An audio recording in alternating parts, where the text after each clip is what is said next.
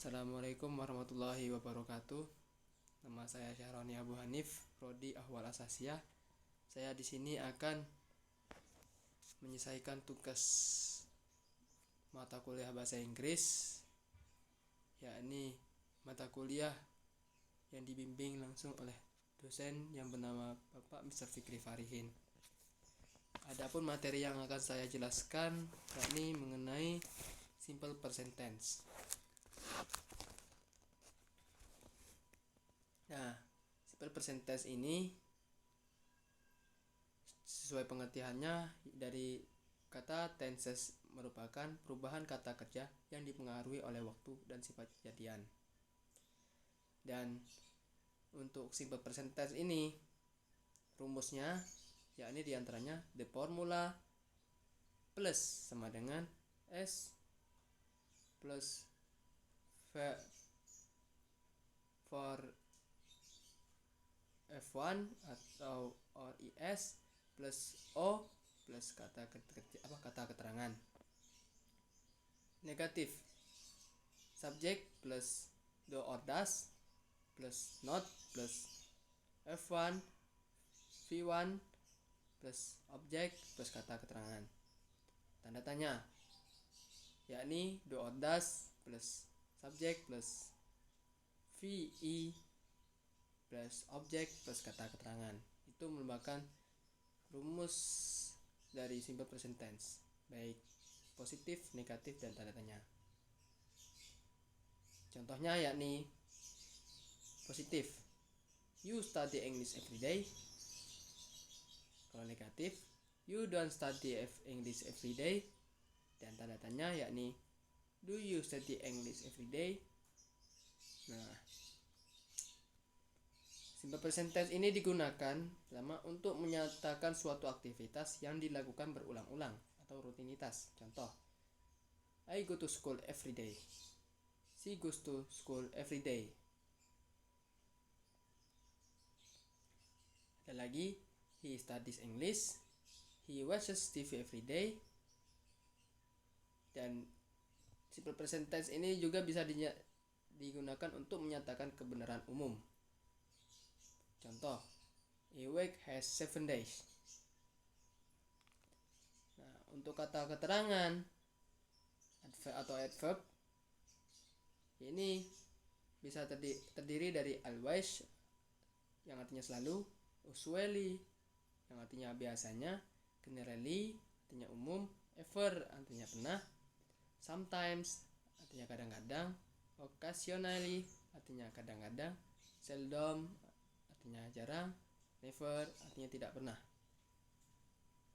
Contoh dari kalimat adverb of quantity yakni once sama dengan sekali once a day nya sekali sehari, once a week sekali dalam seminggu, twice 2 kali, 3 times 3 kali, every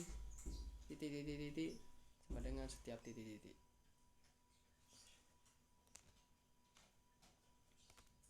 Nah,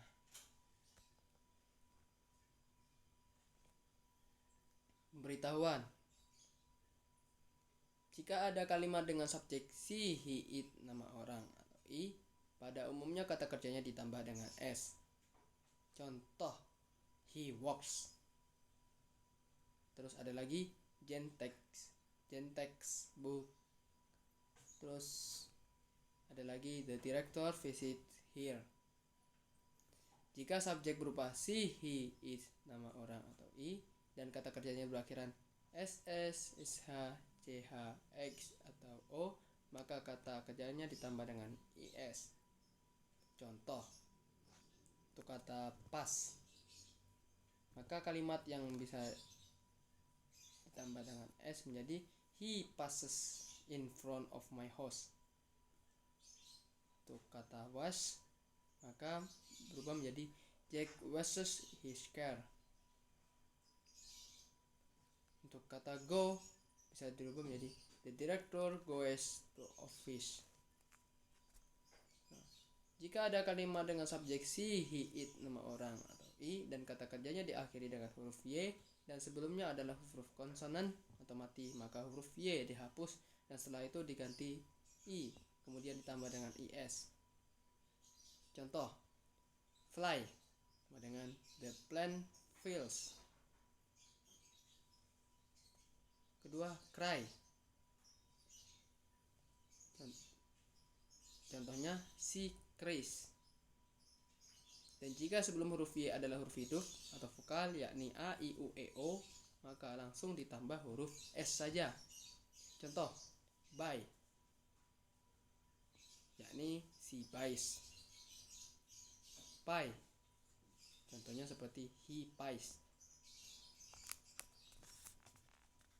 Untuk kata have dalam kalimat positif bila diikuti subjek she, he, it atau nama orang atau I berubah menjadi has.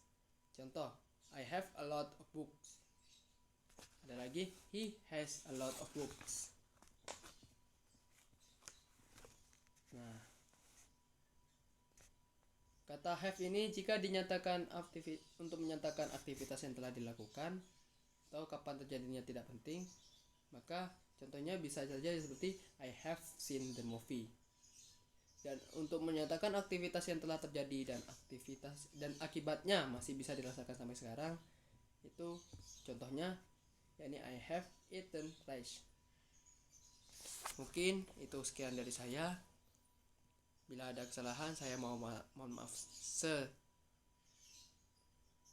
Saya mohon maaf sebesar-besarnya. Wabillahi taufiq wal hidayah.